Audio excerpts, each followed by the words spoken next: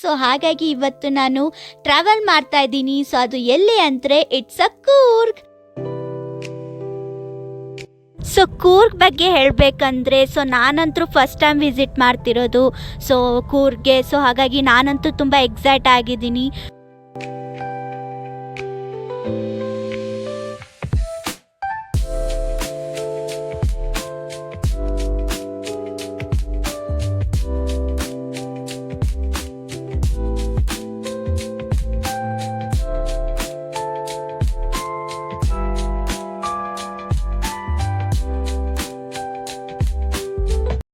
ಎಲ್ಲರಿಗೂ ನಮಸ್ಕಾರ, welcome to my YouTube channel Rakshita Hubballi.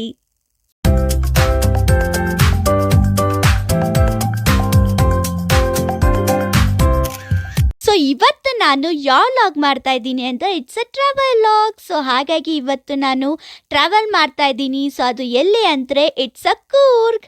So ಕೂರ್ಗೆ ನಾನು ಟ್ರಾವೆಲ್ ಮಾಡ್ತಾ ಇದ್ದೀನಿ.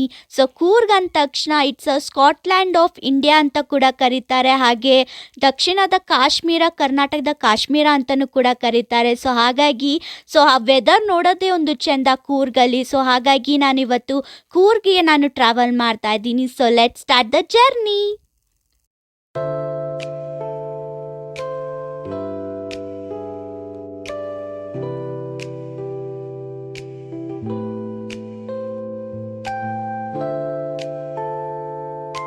ಸೊ ಈಗ ಆಲ್ರೆಡಿ ನಾನು ಟ್ರಾವೆಲ್ನ ಶುರು ಮಾಡಿದ್ದೀನಿ. ಸೊ ಮೊದಲನೇದಾಗಿ ಈಗ ನಾವು ಶಿವಮೊಗ್ಗಕ್ಕೆ ಟ್ರಾವೆಲ್ ಮಾಡ್ತಾ ಇದ್ದೀನಿ. ಸೊ ಹಾಗಾಗಿ ಯಾಕಂದರೆ ಹುಬ್ಬಳ್ಳಿಯಿಂದ ನಮಗೆ ಕೂರ್ಗು ತುಂಬ ದೂರ ಆಗುತ್ತೆ. ಸೊ ಜಾಸ್ತಿ ಕಿಲೋಮೀಟರ್ಸ್ ದೂರ ಆಗುತ್ತೆ. ಸೊ ಹಾಗಾಗಿ ನಾನು ಫಸ್ಟು ಶಿವಮೊಗ್ಗಕ್ಕೆ ಅಲ್ಲಿ ಟ್ರಾವೆಲ್ ಮಾಡಿ ಅಲ್ಲಿಂದ ನಾನು ಕೂರ್ಗೆ ಟ್ರಾವೆಲ್ ಮಾಡ್ತಾ ಇದ್ದೀನಿ. ಸೊ ಹಾಗಾಗಿ ಶಿವಮೊಗ್ಗ ಅಂದರೂ ಕೂಡ ಮಲೆನಾಡಿಗೆ ಒಂದು ಬಿಗ್ಗೆಸ್ಟ್ ಸಿಟಿ ಅಂತಲೇ ಹೇಳ್ಬೋದು. ಸೊ ಹಾಗಾಗಿ ಶಿವಮೊಗ್ಗನೂ ನೋಡ್ದಂಗೆ ಆಗುತ್ತೆ ಅಂತ ಹೇಳಿ ಟ್ರಾವೆಲ್ ಮಾಡ್ತಾ ಇದ್ದೀನಿ.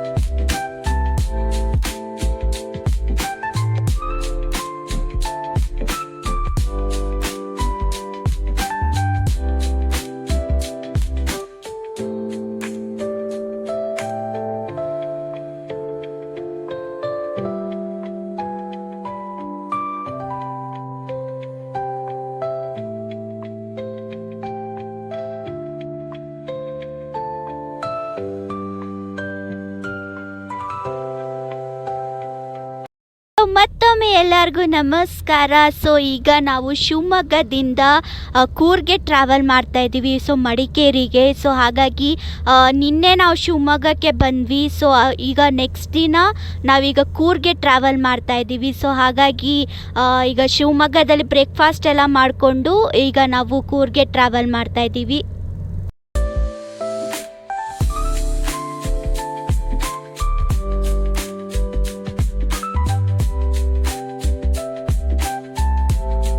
ಸೊ ಕೂರ್ಗ್ ಬಗ್ಗೆ ಹೇಳಬೇಕಂದ್ರೆ ನಾನಂತೂ ಫಸ್ಟ್ ಟೈಮ್ ವಿಸಿಟ್ ಮಾಡ್ತಿರೋದು ಕೂರ್ಗೆ. ಸೊ ಹಾಗಾಗಿ ನಾನಂತೂ ತುಂಬ ಎಕ್ಸೈಟ್ ಆಗಿದ್ದೀನಿ.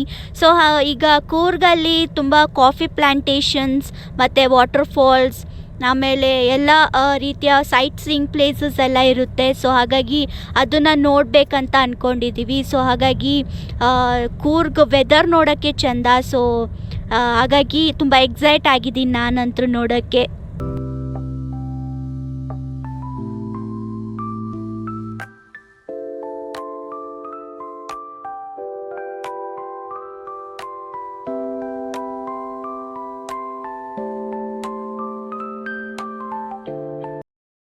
ಸೊ ಮತ್ತೊಮ್ಮೆ ಎಲ್ಲರಿಗೂ ನಮಸ್ಕಾರ. ಸೊ ನಿನ್ನೆ ನಾವು ಮಡಿಕೇರಿಗೆ ಬಂದ್ವಿ. ಸೊ ಈಗ ನೆಕ್ಸ್ಟ್ ಡೇ ನಾವು ಈಗ ತಲಕಾವೇರಿ ನೋಡೋಕ್ಕೆ ಟ್ರಾವೆಲ್ ಮಾಡ್ತಾಯಿದ್ದೀವಿ. ಸೊ ಹಾಗಾಗಿ ತಲಕಾವೇರಿ ದೇವಸ್ಥಾನ ನೋಡಿಕೊಂಡು ಮತ್ತು ಅಲ್ಲಿ ಭಾಗಮಂಡಲ ಎಲ್ಲ ನೋಡ್ಕೊಂಬರೋಣ ಅಂತ ಅಂದ್ಕೊಂಡಿದ್ದೀವಿ. ಸೊ ಹಾಗಾಗಿ ಈಗ ಟ್ರಾವೆಲ್ ಮಾಡ್ತಾಯಿದ್ದೀವಿ. ಸೊ ಇಲ್ಲಂತೂ ತುಂಬ ಹಿಲ್ ಪ್ಲೇಸ್ ಇದು. ಸೊ ಹಾಗಾಗಿ ತುಂಬ ರೋಡ್ಸ್ ಎಲ್ಲ ಅಪ್ ಆ್ಯಂಡ್ ಡೌನ್ ಎಲ್ಲ ಇದೆ. ಸೊ ಹಾಗಾಗಿ ತುಂಬ ಚೆನ್ನಾಗಿ ಅನಿಸ್ತಾ ಇದೆ. ಸೊ ಈಗ ನಾವು ತಲಕಾವೇರಿ ದೇವಸ್ಥಾನನ ನಾವು ತಲುಪಿದ್ದೀವಿ. ಸೊ ಹಾಗಾಗಿ ಕೂರ್ಗ್ ಅಂದ ತಕ್ಷಣ, ಮಡಿಕೇರಿ ಅಂದ ತಕ್ಷಣ ಒಂದು ವಿಶೇಷತೆ, ಒಂದು ಸ್ಥಳ ಇದೆ ಅಂತ ಅಂದರೆ ಅದು ತಲಕಾವೇರಿ ದೇವಸ್ಥಾನ. ಸೊ ಈ ತಲಕಾವೇರಿ ದೇವಸ್ಥಾನದ ವಿಶೇಷತೆ ಏನು ಅಂತ ಅಂದರೆ, ಸೊ ಕಾವೇರಿ ನದಿಯ ಉಗಮ ಸ್ಥಾನ ಇದು. ಸೊ ಹಾಗಾಗಿ ಇದು ಒಂದು ಪವಿತ್ರ ಕ್ಷೇತ್ರ ಅಂತಲೇ ಹೇಳ್ಬೋದು. ಸೊ ಈ ದೇವಸ್ಥಾನ ಅಂತೂ ನೋಡೋಕ್ಕೆ ತುಂಬ ವೈಡ್ ಆಗಿತ್ತು. ಸೊ ಹಾಗಾಗಿ ಒಂದು ಒಳ್ಳೆ ವೈಬನ್ನು ಕೊಡುತ್ತೆ. ಸೊ ಒಂದು ಒಳ್ಳೆ ವಿಶಾಲವಾದ ಆವರಣ ಇತ್ತು. ಆ್ಯಂಡ್ ಈ ಹಿಲ್ ಪ್ಲೇಸ್ ನೋಡೋದಂತೂ ಸೂಪರ್ ಆಗಿತ್ತು. ಸೊ ಈ ಒಂದು ಅಲ್ಲಿ ಮಂಜು ಬೇರೆ ಇತ್ತು. ಸೊ ಆ ಮಂಜಿನ ಒಂದು ವ್ಯೂ ನೋಡೋಕ್ಕೆ ಒಂದು ಚೆಂದ, ಅದು ಕೂರ್ಗಲ್ಲಿ. ಸೊ ಸೂಪರ್ ಡೂಪರ್ ಆಗಿತ್ತು.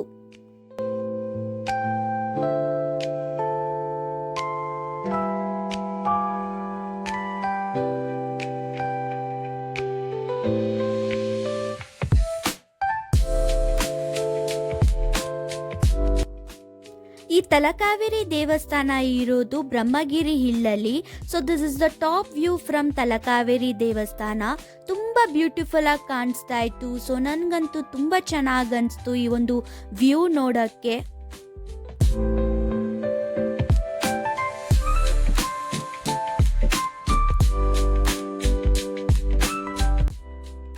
ಇದು ತಲಕಾವೇರಿ ದೇವಸ್ಥಾನದ ಮುಖ್ಯ ಸ್ಥಳ ಆಗಿದೆ. ಸೊ ಯಾಕಂದರೆ ಕಾವೇರಿ ನದಿಯ ನೀರೇನಿದೆ, ಸೊ ಮೊದಲು ಉಗಮ ಆಗೋದೇ ಇಲ್ಲೇ. ಸೊ ಹಾಗಾಗಿ ಇದು ಉಗಮ ಸ್ಥಾನ ಅಂತ ಕೂಡ ಕರೀತಾರೆ. ಸೊ ಹಾಗಾಗಿ ಈ ಒಂದು ತಲಕಾವೇರಿ ದೇವಸ್ಥಾನ ಅಷ್ಟೊಂದು ವಿಶೇಷ ಹಾಗೂ ಪವಿತ್ರವಾಗಿದೆ.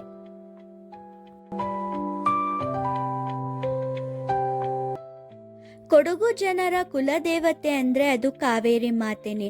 ಸೊ ಇಲ್ಲಿ ಪ್ರತಿ ವರ್ಷನೂ ಅಕ್ಟೋಬರ್ ತಿಂಗಳಲ್ಲಿ ತೀರ್ಥೋದ್ಭವ ಆಗುತ್ತೆ. ಸೊ ಇದು ಒಳ್ಳೆ ವಿಶೇಷ ಅಂತಲೇ ಹೇಳ್ಬೋದು.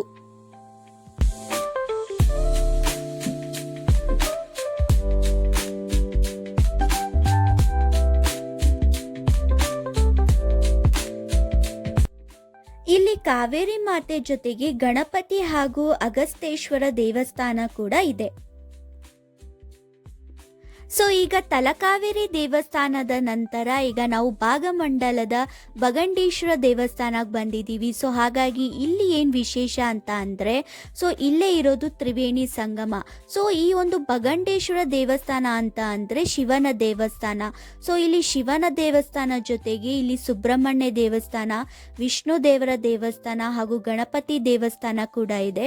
ಸೊ ಇದು ಕೂಡ ವಿಶೇಷ ದೇವಸ್ಥಾನ ಆಗಿದೆ.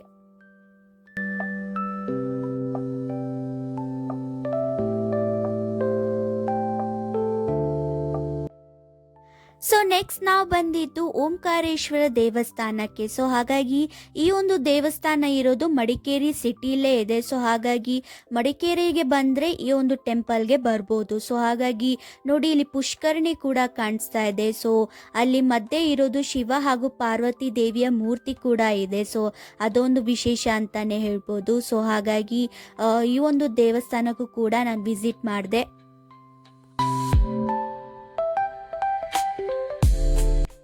ಸೊ ಈ ಒಂದು ದೇವಸ್ಥಾನದ ಜೊತೆ ಆಂಜನೇಯ ದೇವಸ್ಥಾನ ಕೂಡ ಅಲ್ಲೇ ಪಕ್ಕದಲ್ಲೇ ಇದೆ. ಸೊ ಹಾಗಾಗಿ ಅಲ್ಲೂ ಕೂಡ ವಿಸಿಟ್ ಮಾಡಿದೆ.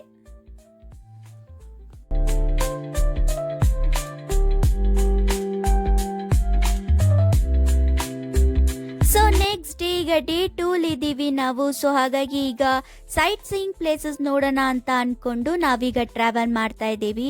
ಸೊ ಮೊದಲನೇದಾಗಿ ಯಾವ ಪ್ಲೇಸ್ ನೋಡ್ತಿದ್ದೀವಿ ಅಂತ ಅಂದರೆ ಅದು ಅಬ್ಬೆ ಫಾಲ್ಸ್.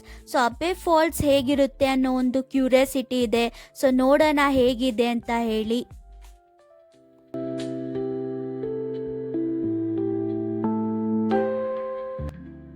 ಸೊ ಈಗ ನಾವು ಅಬ್ಬೆ ಫಾಲ್ಸ್ಗೆ ಬಂದಿದ್ದೀವಿ. ಅಂದರೆ ಇದು ಪಾರ್ಕಿಂಗ್ ಪ್ಲೇಸ್ ಇದು. ಸೊ ಹಾಗಾಗಿ ಇಲ್ಲೂ ಕೂಡ ಟಾಪ್ ವ್ಯೂ ಕಾಣ್ತಾ ಇದೆ. ಸೊ ಎಷ್ಟೊಂದು ಬ್ಯೂಟಿಫುಲ್ ಆಗಿ ಕಾಣಿಸ್ತಾ ಇದೆ.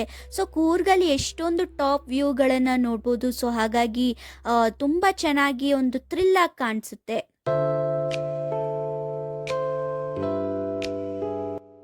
So this is the Abbey falls. So ಈಗ ನಾವು ಎಂಟ್ರಿ ಆಗ್ತಾ ಇದ್ದೀವಿ. ಸೊ ಅಬ್ಬೆ ಫಾಲ್ಸ್ ಅಂದ ತಕ್ಷಣ ಕೂರ್ಗ್ನ ಒಂದು ಬೆಸ್ಟ್ ಪ್ಲೇಸಸ್ ಟು ವಿಸಿಟಿಂಗ್ ಅಂತಲೇ ಹೇಳ್ಬೋದು. ಸೊ ಹಾಗಾಗಿ ಎಷ್ಟೊಂದು ಫಾಲ್ಸ್ಗಳ ಜೊತೆಗೆ ಈ ಒಂದು ಅಬ್ಬೆ ಫಾಲ್ಸ್ ಕೂಡ ಮೋಸ್ಟ್ ವಿಸಿಟಿಂಗ್ ಪ್ಲೇಸ್ ಅಂತಲೇ ಹೇಳ್ಬೋದು.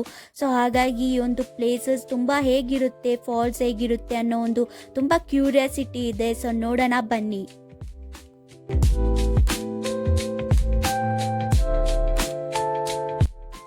So this is the Abbey falls. So ಎಷ್ಟೊಂದು ಬ್ಯೂಟಿಫುಲ್ ಆಗಿದೆ, ವಾವ್ ಅಂತ ಅನಿಸ್ತಾ ಇದೆ. ಸೊ ಎಷ್ಟೊಂದು ಫೋರ್ಸ್ಫುಲ್ಲಿ ಆಗಿ ಬೀಳ್ತಾ ಇತ್ತು ಆ ಒಂದು ಫಾಲ್ಸ್. ಸೊ ಹಾಗಾಗಿ ತುಂಬ ಚೆನ್ನಾಗಿ ಅನಿಸ್ತು ನನಗಂತೂ.